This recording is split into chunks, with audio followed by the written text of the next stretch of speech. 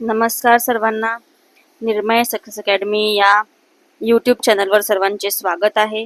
आणि आपण बालमानसशास्त्र व अध्यापनशास्त्र महाटेटचे जे 2025चे क्वेश्चन आहे ते बघत आहोत. लवकरच तुमची एक्झाम आहे आणि नक्की तुम्ही अभ्यास करत असाल अशी मी अपेक्षा करते. तर निर्मय सक्सेस अकॅडमीचा ॲप जो आहे तुम्ही डाउनलोड करून घ्या, कारण की त्या ॲपवरती आपण वेगवेगळे कंटेंट प्रोव्हाइड करणार आहोत आणि त्या ॲपवरती टेस्ट सिरीज अवेलेबल आहे. मेन म्हणजे तर ते टेस्ट सिरीज तुम्ही सोडवून बघा आणि टेस्ट सिरीज सोडवल्यानंतर तुमचा स्कोअर जो आहे तो स्कोअर तुम्ही एकदा चेक करा, जेणेकरून तुम्हाला तुमची प्रोग्रेस कळेल.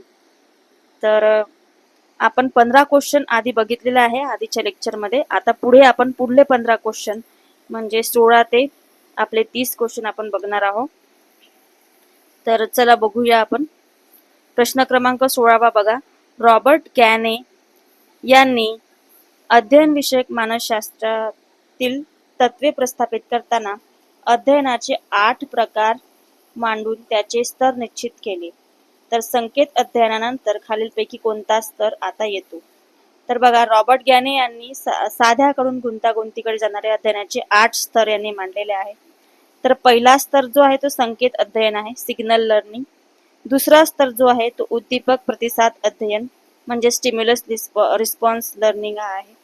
तर यानंतर चा जो आहे तो शृंखला म्हणजे चेनिंग व शब्द सहचर्य म्हणजे वर्बल, हे असे स्तर यांनी दिलेले आहे. तर आपल्याला बघा 8 स्तर मांडून जे स्तर निश्चिती केलेली आहे, तर संकेत अध्ययनानंतर कोणता स्तर येतो हे आपल्याला विचारलेलं आहे. इथे आपले ऑप्शन आहे शृंखला अध्ययन, शब्द साहचर्य अध्ययन, उद्दीपक प्रतिसाद अध्ययन आणि गुणित भेदाभेदन अध्ययन. उत्तर आहे याचं उद्दीपक प्रतिसाद अध्ययन. तर संकेत अध्ययनानंतर जो स्तर सांगितलेला आहे यांनी तो म्हणजे उद्दीपक प्रतिसाद अध्ययन. तर बघा, पहिला जो आहे तो संकेत अध्ययन आहे, दुसरा आहे उद्दीपक प्रतिसाद अध्ययन आणि त्याच्यानंतर शृंखला आणि शब्द सहचर्य असे स्तर यांनी सांगितलेले आहे. पुढला प्रश्न बघा, 17वा प्रश्न. विद्यार्थ्याने अभ्यास करताना विश्लेषण करणे, तत्व शोधून काढणे, त्याचे उपयोजन करणे यावर भर असेल तरच अध्ययन संक्रमण होते, हे कोणत्या अध्ययन संक्रमणाच्या उपपत्तीमध्ये मांडले आहे? तर बघा, ऑप्शन आहे सामान्यीकरण उपपत्ती म्हणजे जनरलायझेशन, समान घटक उपपत्ती आयडेंटिकल एलिमेंट्स, शक्तिवादी उपपत्ती, बॅगलेची ध्येयवादी उपपत्ती.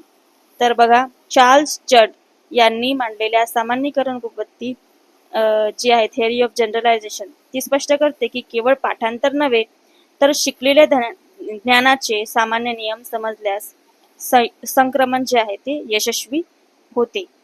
तर चार्ल्स जड यांनी सामान्यीकरण उपपत्ती मांडलेली आहे आणि त्यांनी सांगितले आहे की जेव्हा म्हणजे पाठांतरच नव्हे तर शिकलेल्या ज्ञानाचे सामान्य नियम जर आपण समजले तर आपले संक्रमण जे आहे ते यशस्वी होत असते. तर जेव्हा मूल एखाद्या अनुभवातून मूळ तत्वे शोधून काढते तेव्हा दुसऱ्या परिस्थितीतही त्याचा उपयोग करू शकते. थॉर्नडाईकने समान घटकांच्या सिद्धांतावर भर दिलेला होता. समान घटक म्हणजे थॉर्नडाईकने सांगितलं. तर सामान्यीकरण उपपत्ती आहे ती यांनी सांगितलेली आहे चार्ल्स जडनी, आणि त्याच्यामध्ये यांनी सांगितलेलं आहे की विद्यार्थ्यांनी अभ्यास करताना विश्लेषण करणे, तत्व शोधून काढणे, त्याचे उपयोजन करणे यावर भर असेल तरच काय होते, अध्ययन संक्रमण होते.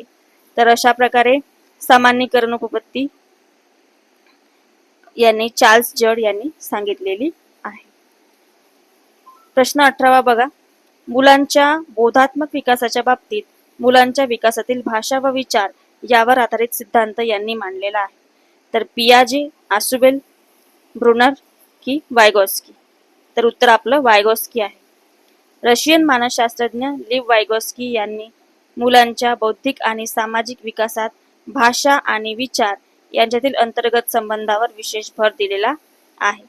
तर बघा, वायगॉस्की यांनी बौद्धिक आणि सामाजिक विकासामध्ये भाषा आणि विचार यांच्यातील अंतर्गत संबंधावर विशेष भर दिलेला आहे. लक्षात ठेवा, भाषा आणि विचार यांच्यातील अंतर्गत संबंधावर जे आहे ते वायगॉस्की यांनी भर दिलेला आहे. तर वायगॉस्की यांच्या मते भाषा हे विचार करण्याचे आणि सामाजिक संस्कृतीची संवाद साधण्याचे प्रमुख साधन आहे. तर पियाजे यांनी भाषेपेक्षा मुलांच्या वैयक्तिक कृतींना अधिक प्राधान्य दिलेले होते. तर वायगॉस्की यांच्या मते भाषा हे विचार करण्याचे आणि सामाजिक संस्कृतीशी संवाद साधण्याचे प्रमुख साधन हे कोणी सांगितलेले आहे? हे वायगॉस्की यांनी सांगितलेले आहे. नंतरचा बघा प्रश्न क्रमांक 19. कोणत्याही विषयाचा जो भाग शिकवायचा आहे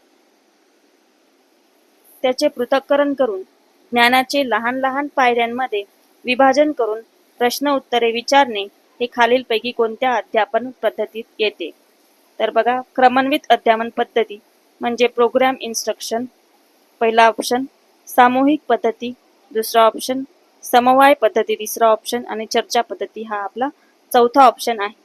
तर बघा, क्रमन्वित अध्यापन पद्धती आपलं उत्तर बरोबर आहे, म्हणजे प्रोग्राम इन्स्ट्रक्शन. तर क्रमन्वित अध्यापन पद्धतीचे श्रेय B.F. स्किनर यांना जाते. यांचे वैशिष्ट्य काय सांगितले यांनी? यामध्ये संपूर्ण विषय घटकाचे लहानात लहान टप्प्यांमध्ये विभाजन केले जाते. विद्यार्थी स्वतःच्या गतीने शिकतो व प्रत्येक बरोबर उत्तरावर त्याला त्वरित पाठबळ मिळते असे यांनी सांगितलेलं आहे. म्हणजे संपूर्ण विषय घटकाचे त्यांनी लहान लहान टप्प्यामध्ये विभाजन केले जाते असे सांगितले आणि प्रत्येक विद्यार्थी जो आहे तो आपल्या स्वतःच्या गतीने शिकतो आणि प्रत्येक बरोबर उत्तरावर त्याला त्वरित पाठबळ मिळते. अशा प्रकारे क्रमन्वित अध्यापन पद्धती म्हणजे प्रोग्राम लर्निंग हे B.F. स्किनर यांनी सांगितलेले आहे. तर लहान पायऱ्या आणि तात्काळ प्रतिसाद ही याची मुख्य सूत्रे आहे. म्हणजे लहान लहान पायऱ्या, लहान लहान गोष्टी ज्या आहेत त्या आपण सांगितलं आणि त्याचा तात्काळ प्रतिसाद देतो आणि बरोबर प्रतिसाद दिल्यानंतर त्या उत्तरावर त्याला त्वरित पाठबळ मिळते. म्हणजे एखादं बेरीजचं उदाहरण जे आहे ते त्याने बरोबर केलं तर पुढलं उदाहरण तो त्वरित कळतो आणि त्याला लगेचच त्या बरोबर उत्तराचं त्याला पाठबळ मिळते. अशा प्रकारे क्रमन्वित अध्यापन पद्धती आपल्याला स्किनर यांनी सांगितलेली आहे. प्रश्न क्रमांक 20 बघूया. शाळेतील वर्गामध्ये श्रेष्ठ पुरुषांची चित्रे, उद्बोधक सुभाषिते व संत वचने लावून त्यांच्या व्याख्या मुलांना सांगणे इत्यादी गोष्टी खालीलपैकी कोणत्या पाठात अंतर्भूत आहे? तर पहिलं बघा, भावग्रहण पाठ म्हणजे ॲप्रिसिएशन लेसन. दुसरं आहे कौशल्य पाठ म्हणजे स्किल लेसन. तिसरं आहे नीती पाठ म्हणजे मॉरल ऑर एथिक्स लेसन. चौथा आहे माहितीपर पाठ म्हणजे इन्फॉर्मेशनल लेसन. तर बघा, सुभाषिते, संत वचने आणि महापुरुषांचे आदर्श विद्यार्थ्यांच्या आचरणात आणण्यासाठी घेतल्या जाणाऱ्या पाठांना नीती पाठ म्हणजे मॉरल लेसन असे म्हणतात. तर जेव्हा पण श्रेष्ठ पुरुषांची चित्रे, उद्बोधके आणि संत वचने यांची व्याख्या जेव्हा मुलांना सांगतो आपण तर याला नीती पाठ म्हणजे मॉरल ऑर एथिक्स लेसन असे म्हणतात. हे पाठ विद्यार्थ्यांमध्ये नैतिक मूल्ये, चारित्र्य आणि योग्य मधील विवेक निर्माण करण्यासाठी सहाय्यक ठरते. तर कौशल्य पाठात शारीरिक किंवा तांत्रिक कृती शिकवली जाते. जो कौशल्य पाठ आहे त्याच्यामध्ये काय, तर शारीरिक किंवा तांत्रिक कृती शिकवल्या जात असते. नंतरचा आपला प्रश्न बघूया आपण. बघा, प्रश्न क्रमांक 21. खाली अध्यापन तंत्रातील शिक्षक व्यक्तिमत्वाच्या संदर्भात काही विधाने दिली आहेत. त्यापैकी कोणते विधाने असत्य आहे? तर शिक्षकाचा व्यासंग अध्यापन पद्धतीवरील प्रभुत्व विद्यार्थ्यांवर प्रभाव पडतो. शिक्षकाचा व्यासंग अध्यापन पद्धतीवरील प्रभुत्व विद्यार्थ्यांवर प्रभाव पाडते. त्यानंतर विद्यार्थ्यांच्या मनात विषयाबद्दल आवड निर्माण करण्याचे कार्य शिक्षक करतात. नंतर विद्यार्थ्यांमध्ये शिक्षणासंबंधी उत्साह व आवड निर्माण होण्यासाठी शिक्षकाचा स्वतःचा उत्साह दुय्यम ठरतो. तर अध्यापनात शिक्षकाचे स्थान अनन्यसाधारण आहे. तर आपलं उत्तर आहे हे, विद्यार्थ्यांमध्ये शिक्षणासंबंधी उत्साह व आवड निर्माण होण्यासाठी शिक्षकाचा स्वतःचा उत्साह जो आहे तो दुय्यम ठरतो. का बरं? कारण की अध्यापन ही एक जिवंत व भावनिक प्रक्रिया आहे. यात शिक्षकाचा स्वतः उत्साह कधी दुय्यम असू शकत नाही. तो नेहमी प्राथमिक प्रेरक म्हणून काम करतो. तर उत्साही शिक्षकच वर्गात रंजक वातावरण तयार करू शकतो, म्हणून पर्याय 3 मधील विधान जे आहे दुय्यम ठरतो असे चुकीचे सांगत असल्याने हे उत्तर बरोबर आहे. तर उत्साह दुय्यम ठरतो हे तिथे नव्हतं पाहिजे, तर इथे तो शिक्षक जो आहे तो प्राथमिक प्रेरक म्हणून कार्य करत असतो. तर निर्मय सक्सेस अकॅडमी मध्ये आपल्या सर्वांचे सहर्ष स्वागत आहे. वेगवेगळे कोर्सेस इथे अवेलेबल आहे. तुम्ही नक्की ॲप डाउनलोड करून घ्या आणि कोर्सेसवरती तुम्हाला वेगवेगळे पीपीटी मध्ये मटेरियल मिळेल. तुम्हाला अभ्यासासाठी खूप महत्त्वाचे ठरेल आणि टेस्ट सिरीज मेन म्हणजे तिथे अवेलेबल आहे. तुम्ही टेस्ट सिरीजचा लाभ घेऊ शकता आणि वेगवेगळे कोर्सेस, वेगवेगळ्या प्रकारचे कोर्सेस अतिशय कमी किमतीमध्ये उपलब्ध आहे. तर सर्वांनी त्याचा लाभ घ्या आणि काही पण प्रॉब्लेम असेल तर या नंबरवरती कळवा. तर 22वा प्रश्न बघूया आपण पुढला. अवबोधातून सामान्य बोधाकडे, पृथक अनुभवातून सर्वसामान्य स्वरूपाकडे, विशिष्ट उदाहरणातून सिद्धांताकडे जाणारी ज्ञान प्रक्रियेवर आधारलेल्या हर्बार्टच्या पाठ पद्धतीला रिकामी जागा पद्धत असे म्हटले जाते. तर बघा ऑप्शन आहे उद्गामी पद्धती, अवगामी पद्धती, अनुगामी पद्धती आणि पुरोगामी पद्धती. तर उत्तर आहे आपलं उद्गामी पद्धती.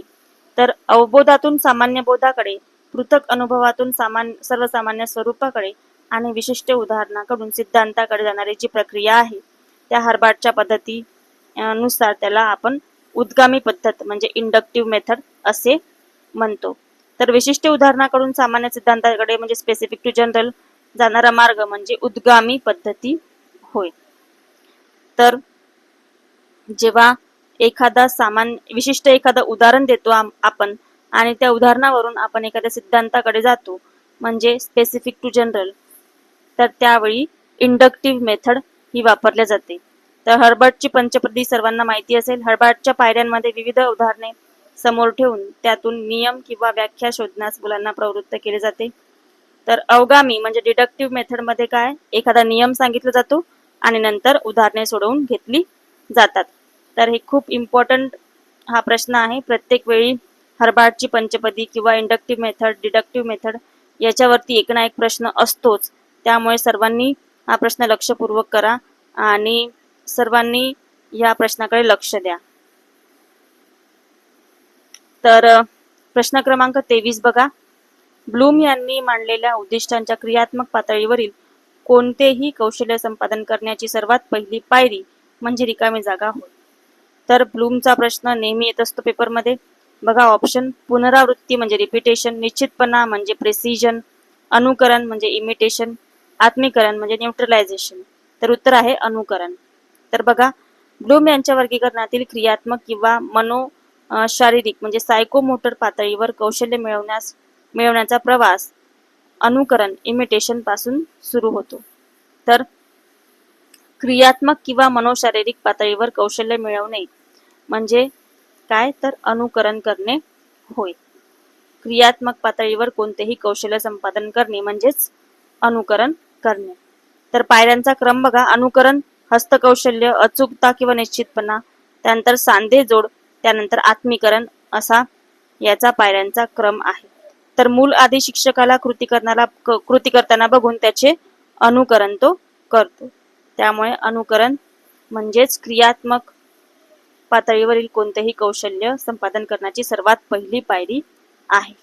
तर क्रियात्मकरित्या तो अनुकरणच आधी करत असतो. नंतरचं बघा प्रश्न क्रमांक 24. कथा वाचत असताना त्या कथेतील पात्रांच्या सुखदुःखाशी पूर्णपणे समरस होऊन स्वतःला त्या पात्राच्या जागी कल्पून अनुभव घेणे याला आपण काय म्हणतो, तर याला कोणती कल्पना म्हणतात असं विचारलेलं आहे. बघा अनुकरणात्मक कल्पना, व्यवहारिक कल्पना, सौंदर्यनिष्ठ कल्पना, नियमबद्ध कल्पना. तर कल्पनेवरती आपले लेक्चर्स निर्मय सक्सेस अकॅडमीवर उपलब्ध आहे. सर्वांनी त्याचा लाभ घ्या. बघा लेखिकेने लिहिलेल्या पात्राच्या अनुभवाशी स्वतः समरस होणे आणि ती भावना मनात जशीच्या तशी हुबेहूब अनुभवणे याला आपण काय म्हणतो, अनुकरणात्मक कल्पना असे म्हणतो. वाचक स्वतः नवीन काही निर्माण करत नाही तर दुसऱ्याच्याच कल्पनेचा स्वतःमध्ये मानसिक पुनरुत्पादन करतो. व्यवहारिक कल्पना दैनंदिन गरजांमधून निर्माण होते. अशा प्रकारे कल्पना शक्तीचे प्रकार जे आहे ते आहे आणि अनुकरणात्मक कल्पना याचं उत्तर आहे. नंतरचा प्रश्न बघा, एका वेळी किती उद्दीपकाकडे आपल्याला अवधान देता येते याला अवधान कक्षा म्हणतात. खालीलपैकी कोणते विधान अवधान कक्षेच्या सुसंगत नाही ते ओळखा. तर अवधान कक्षेशी सुसंगत कोणते विधान नाही ते ओळखा असे आपल्याला विचारलं आहे. सर्वांची अवधान कक्षा समान नसते. व्यक्तीनुसार अवधान कक्षा बदलते. सरावाने अवधान कक्षेत वाढ करता येते. आणि चौथा आहे, छोट्या मुलांची अवधान कक्षा जास्त असते व ती वयाबरोबर कमी होते. तर बघा, अवधान कक्षा म्हणजे एका दृष्टिक्षेपात मेंदूने अचूक टिपलेली माहिती किंवा उद्दीपकांची मर्यादा. तर अवधान कक्षा म्हणजे काय आहे की मेंदूने जी अचूक टिपलेली माहिती असते ती म्हणजे अवधान कक्षा असते. लहान मुलांची अवधान कक्षा ही मुळात खूप लहान किंवा कमी असते. ती वयानुसार वाढत जाते. म्हणून पर्याय 4 जो आहे तो चुकीचा आहे. तर इथे दिलेल्या छोट्या मुलांची अवधान कक्षा जास्त असते, पण छोट्या मुलांची अवधान कक्षा कमी असते आणि वयाबरोबर ती वाढत जाते. प्रौढांची अवधान कक्षा साधारणपणे 5 ते 7 वस्तू किंवा अक्षरे एवढी सरासरी असते. नंतर बघा 26वा प्रश्न, जीवन जगत असताना जे वैयक्तिक व सामाजिक अनुभव येतात त्यावरून विचार करून अनुमान काढावे जे शास्त्रशुद्ध असतील असे नाही, असे कोणत्या पद्धतीने घडून येते. म्हणजे जीवन जगत असताना जे वैयक्तिक व सामाजिक अनुभव येतात त्यावरून विचार करून अनुमान काढावे जे शास्त्रशुद्ध असतील असे नाही. तर बघा, ऑप्शन आहे पर्यक पद्धत, साक्षिकी पद्धत, प्रायोगिक पद्धत आणि वैकासिक पद्धत. पर्यक पद्धत ही केवळ स्वतःच्या अनुभवावरून किंवा एकीव प्रसंगावरून निष्कर्ष काढण्यावर आधारलेली असते. पर्यक पद्धत हे याचं उत्तर आहे. यात कोणताही नियंत्रित प्रयोग किंवा वैधानिक पडताळणी नसते. ती वैयक्तिक आणि व्यक्तीला जे वैयक्तिक आणि सामाजिक अनुभव येतात त्यानुसार त्याचे अनुमान काढणे म्हणजेच पर्यक पद्धत किंवा एम्पिरिकल पद्धत असे आपण म्हणू शकतो. तर प्रायोगिक पद्धत जी आहे ती पूर्णपणे शास्त्रशुद्ध आणि प्रयोगशाळेमध्ये सिद्ध केलेली असते. तर बघा, पर्यक पद्धत हे याचं उत्तर आहे. नंतर बघा 27, अवबोध ही गुंतागुंतीची प्रक्रिया आहे. पुढील उदाहरणामध्ये आकाशातील नक्षत्रांचा अभ्यास करताना सप्तऋषी, मृगशीर्ष इत्यादीच्या तारका समूहाचे संकलन करून निरीक्षण केले जाते. यात कोणता नियम लागू होतो? तर बघा, अवबोध या संकल्पनेवरती प्रश्न दिलेला आहे. समीपता पहिला ऑप्शन आहे आपलं, सादृश्य, अखंडत्व की समावेश. तर आकाशातील वेगवेगळ्या तारांना जोडून मानवी डोळे काल्पनिक आकार म्हणजे उदाहरणार्थ पतंगीचा आकार किंवा अस्वलाचा आकार तयार करतात. याला गेस्टॉल्ट मानसशास्त्रात समावेश म्हणजे क्लोजरचा नियम असे म्हणतात. तर अपूर्ण आकृत्या किंवा विखुरलेल्या बिंदूंना मेंदू एकत्रितपणे एक संकलित रूप देतो. यालाच आकृतीबंध पूर्ण करण्याचे कल असे मानले जाते. तर याचं उत्तर आहे समावेश म्हणजेच क्लोजर. म्हणजेच आपण नक्षत्राचा अभ्यास करताना सप्तऋषी किंवा मृगऋषी जे आपण बघतो तर त्याचा संकलन करून बघणे, निरीक्षण करणे म्हणजेच समावेश किंवा क्लोजर असे म्हटले जाते. नंतरचा प्रश्न बघा 28वा, खालीलपैकी कोणत्या ग्रंथीतून जीवन रस स्रवल्याने हृदयाचे स्पंदन, रक्तदाब, रक्तवाहिन्या यावर परिणाम होऊन भावनिक उद्रेकाच्या अवस्थेत कार्य जोमाने होते? तर पहिला आहे कंठस्थ ग्रंथी, दुसरा आहे मस्तिष्क ग्रंथी, तिसरा आहे वृक्कस्थ ग्रंथी आणि चौथा आहे लैंगिक ग्रंथी. तर बघा, कोणत्या ग्रंथीतून जीवनरस स्रवल्याने हृदयाचे स्पंदन, रक्तदाब, वाहिन्या यावर परिणाम होऊन भावनिक उद्रेकाच्या अवस्थेत म्हणजे कार्य जोमाने होते? तर वृक्कस्थ ग्रंथी, ॲड्रिनल ग्लँड्स असं उत्तर आहे. ॲड्रिनल ग्लँड्स म्हणजे वृक्कस्थ ग्रंथी जे आहे ते किडनीच्या वर असतात. भावनिक उद्रेक, भीती, राग किंवा आणीबाणीच्या वेळी त्यातून ॲड्रेनॅलिन नावाचे संप्रेरक वेगाने स्रवते.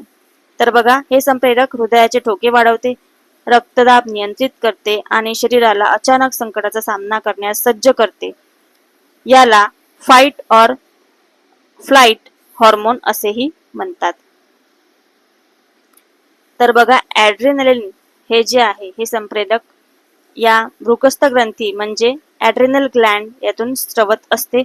त्यामुळे हृदयाचे स्पंदन, रक्तवाहिन्या यावर परिणाम करणारा जो आपली ग्रंथी असते ती आपली आहे वृक्कस्थ ग्रंथी.